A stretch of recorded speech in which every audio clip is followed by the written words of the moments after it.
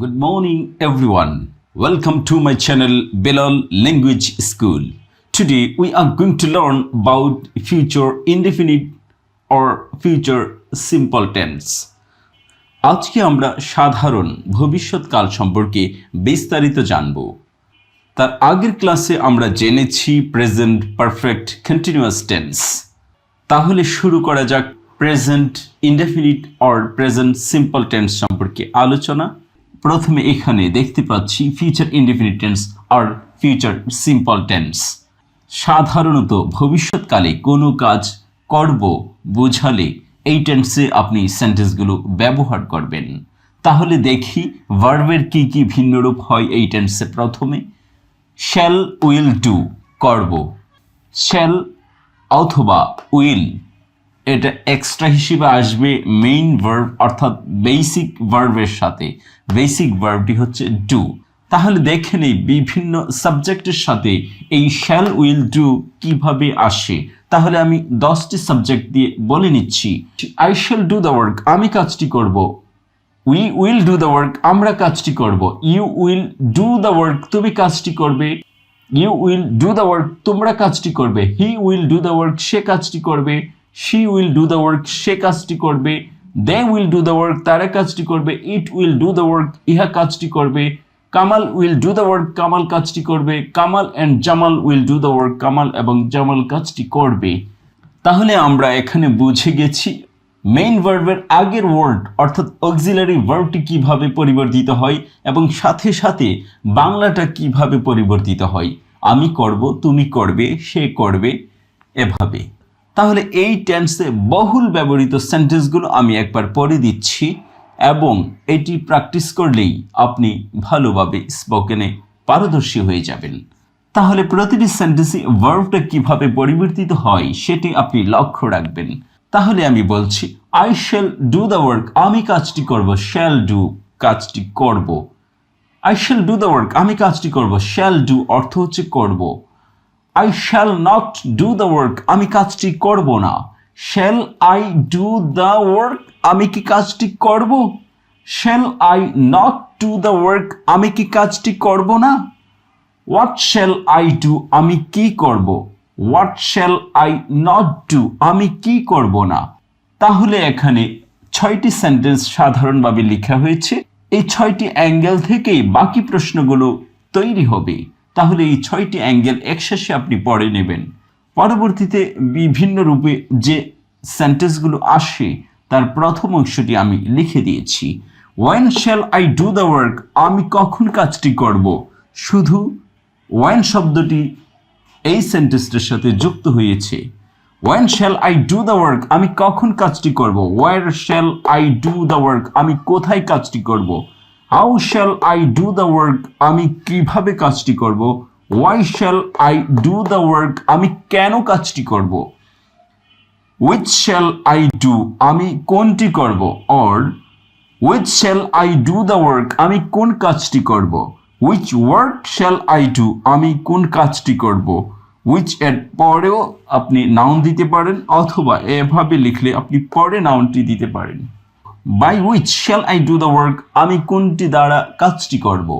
তারপরে এখানে আছে through which shall I do the work, আমি কোনটির মাধ্যমে কাজটি করব। In which shall I do the work, আমি কোনটির মধ্যে কাজটি করব। By whom shall I give the work, আমি কাকে কাজটি দেব। এখানে ডু এর পরিবর্তে গিভ লিখেছি সেন্টেন্সের অর্থ মিলানোর জন্য। With whom shall I do the work, আমি কার সাথে কাজটি করব। To whom shall I give the money, আমি কাকে টাকা দেব।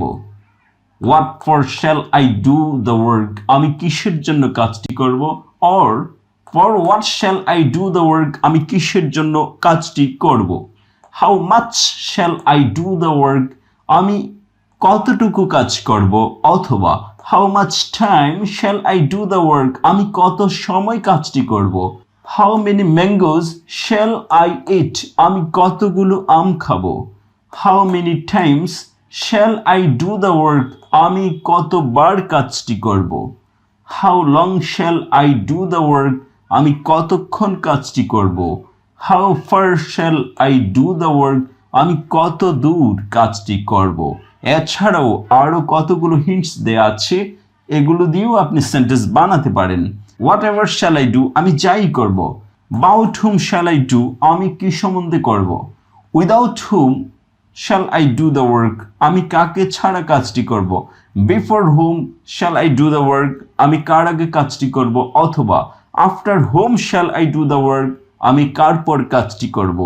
এভাবে সাধারণত যত সেন্টেন্স আছে তা আমি এখানে লিপিবদ্ধ করে দিয়েছি।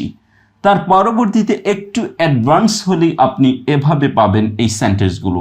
এটা হচ্ছে নরমালি আপনি সব জায়গায় ব্যবহার করতে পারবেন, আর এটা হচ্ছে আপনাকে একটু চিন্তা করে বলতে হবে, কারণ এখানে দুইটি টেন্সের টাইম রেফারেন্স উল্লেখ করা হয়েছে, আর এখানে শুধু একটি টেন্স, ফিউচার ইনডেফিনিট টেন্স। তাহলে এখন দেখে নেই ফিউচার কমান্ড। আপনি যদি ভবিষ্যতের কোনো ধারণা নিয়ে কথা বলতে চান এবং দুইটি সেন্টেন্সকে একত্রে যোগ করবেন, তাহলে শুরুতে একটি ছোট সেন্টেন্স বলবেন, তারপর একটি ফিউচার ইনডেফিনিট টেন্স বলবেন। তাহলে দেখি ছোট সেন্টেন্সে কোন ভার্বগুলো ব্যবহার করবেন, এবং এই ভার্বগুলো ব্যবহার করার পর পরবর্তী সেন্টেন্সটি অবশ্যই ফিউচার ইনডেফিনিট টেন্স বলতে হবে। তাহলে একটু পড়ে নিচ্ছি।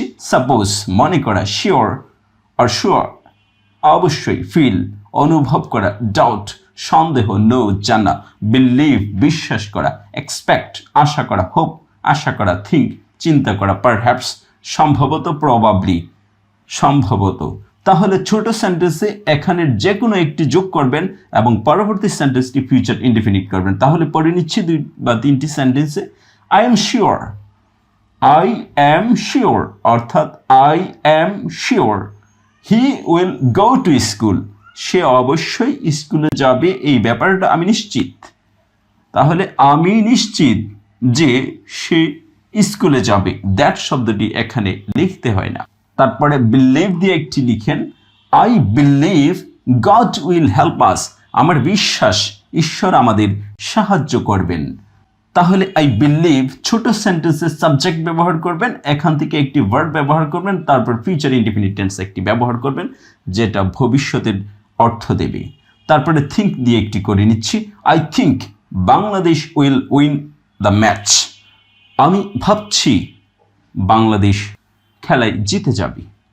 তাহলে ভবিষ্যতের কোনো ধারণা যখন আপনি বলতে যাবেন, তার আগে ছোট্ট একটি সেন্টেন্স যখন বলবেন, আমার বিশ্বাস হয়, আমার মনে হচ্ছে, তাহলে পরবর্তী সেন্টেন্সটা আপনি ফিউচার ইনডেফিনিট ব্যবহার করবেন। আর এই শব্দগুলো ছাড়াও আরও কিছু শব্দ আছে, ওগুলো কোথাও থেকে মুখস্থ করে নেবেন। তাহলে তিনটি সেন্টেন্স দিয়ে আমরা বুঝে গিয়েছি এই ওয়ার্ডগুলো কিভাবে ব্যবহার করতে হয়।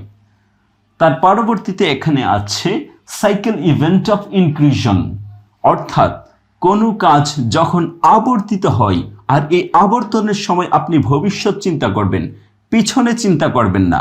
তাহলে ভবিষ্যতে যখন চিন্তা করবেন ওই সেন্টেন্সটা ফিউচার ইনডেফিনিটে হবে। অটম উইল কাম এগেইন, আমরা জানি 6 সিজন একের পর এক ঘুরে ঘুরে আসে, 12 মান্থ একের পর এক ঘুরে ঘুরে আসে। তাহলে পরবর্তী মাস যখন আপনি উল্লেখ করবেন তখন ফিউচার ইনডেফিনিট টেন্স উল্লেখ করবেন। অটম উইল কাম অ্যাগেইন, অথবা শরৎকাল আবার এসে পড়ল, অথবা শরৎকাল আবার আসবে। বাংলা যাই বলেন না কেন, অর্থাৎ ইংরেজিতে আপনি ফিউচার ইনডেফিনিট ব্যবহার করবেন। আবার এই অটমকে কিন্তু ফলো বলা হয়। তার পরবর্তী সেন্টেন্সের আগে হিন্টস হলো গ্রোয়িং হ্যাবিট, আপনার মধ্যে যখন কোনো অভ্যেস বাড়তে থাকে অথবা আপনি নিজেই ওটার মধ্যে আবদ্ধ, তখন আপনি এভাবে উল্লেখ করবেন, জাহান উইল বি 22 ইন মার্চ, আগামী মার্চ মাসে জাহানের বয়স 22 হবে। তাহলে এখানে যে গ্রোথ হচ্ছে, এই গ্রোয়িংটা হচ্ছে এই হ্যাবিট, মানে আপনি বাড়বেনই, বয়স আপনার বাড়বেই। তাহলে আপনি এভাবে উল্লেখ করতে পারেন, যেমন আপনাকে বলা হয় হাউ ওল্ড আর ইউ, আপনার বয়স কত, মানে আপনি কিন্তু গ্রো হচ্ছেন। আর হাউ ওল্ড আর ইউ, আপনি কত পুরাতন হয়েছেন, আর এখানে হবে সে এত নতুন হয়েছে, মানে সে আগামী 22 তারিখে তার বয়স এত হবে। তাহলে দুইটি sequence, how old are you আপনার বয়স কত, মানে আপনি কত পুরাতন হয়েছেন, আর এখানে হচ্ছে আপনি কত নতুন হয়েছেন। তার পরবর্তী সেন্টেন্সে আছে থিঙ্কিং, আপনি যখন কোনো থিঙ্ক করছেন অথবা কারো সম্পর্কে কোনো ভাবছেন, তখন আপনি এভাবে বলবেন, অথবা আপনি কোনো সিদ্ধান্ত দেবেন। I will see into the matter, আমি বিষয়টা ভেবে দেখব, আমি বিষয়টা দেখব। I will see into the matter, আপনি থিঙ্ক করছেন, কেউ আপনাকে প্রপোজ করেছে অথবা প্রস্তাব দিয়েছে এই বিষয়টা সলভ করার জন্য, তখন আপনি এই সেন্টেন্সে অ্যান্সার দেবেন I will see into the matter, আমি বিষয়টি দেখব। তাহলে পরবর্তী সেন্টেন্সে এখানে লেখা আছে ফিউচার প্ল্যানিং, উইল অথবা শ্যাল অথবা বি গোয়িং টু, বি মানে এম ইজ আর। তাহলে এভাবেও আপনি ফিউচারকে লিখতে পারেন। তাহলে দুইভাবেই আমরা দেখছি এই শ্যাল উইল যেই অর্থ দেয়, বি গোয়িং টু অর্থাৎ am is are going to ঠিক একই অর্থ দেয়। আর এইটা একটু বেশি ইমিডিয়েট, আর এইটা এত বেশি ইমিডিয়েট না। তাহলে একটু দেখে নিই আর অর্থ কি দাঁড়ায় বিভিন্ন সেন্টেন্সে। Prime minister will inaugurate the 21শে বুক ফেয়ার, প্রধানমন্ত্রী 21শে বই মেলা উদ্বোধন করবেন। তাহলে উইল ইনাগ্রেট হচ্ছে উদ্বোধন করবেন। আর পরবর্তী সেন্টেন্সে এইটি আবার গোয়িং টু দিয়ে করা হয়েছে, অর্থাৎ বি গোয়িং টু।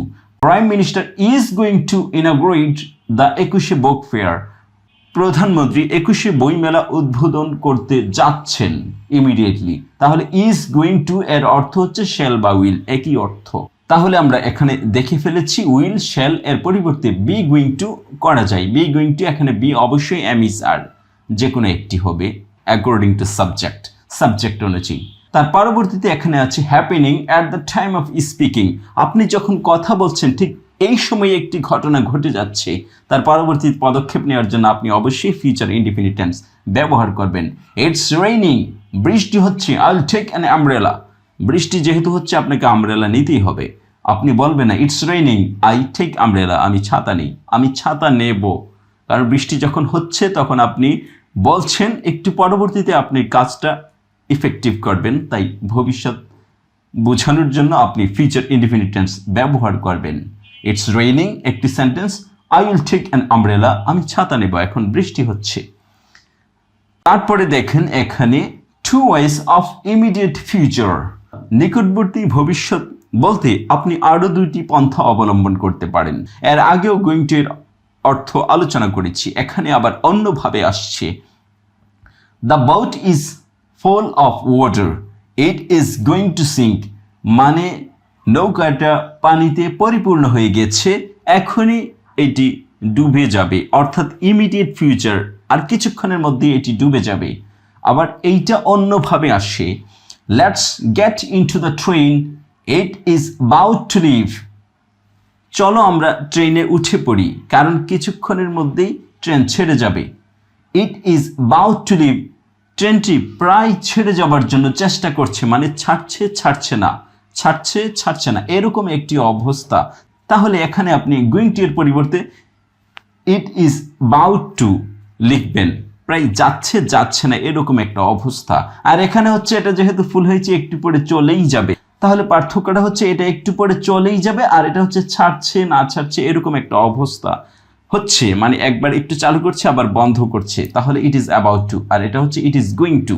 তাহলে এখানে দুই রকমের পার্থক্য বুঝতে পেরেছেন ফিউচার ইনডিফিনিটের ক্ষেত্রে। তারপরে আরেকটি সেন্টেন্স এখানে লেখা আছে have you decided what to do, তুমি কি চিন্তা করেছো কি করবে। তাহলে কোনো সেন্টেন্সে প্রথমে যখন সিদ্ধান্ত নেওয়ার কথা বলবে, তার পরবর্তী সেন্টেন্সটি টু বি ভার্ব হবে, অর্থাৎ টু হবে এবং মেইন ভার্ব হবে এবং অর্থ বোঝাবে ফিউচার ইনডিফিনিট টেন্সের। তাহলে এভাবেও আপনি ফিউচার ইনডিফিনিট টেন্স পেতে পারেন।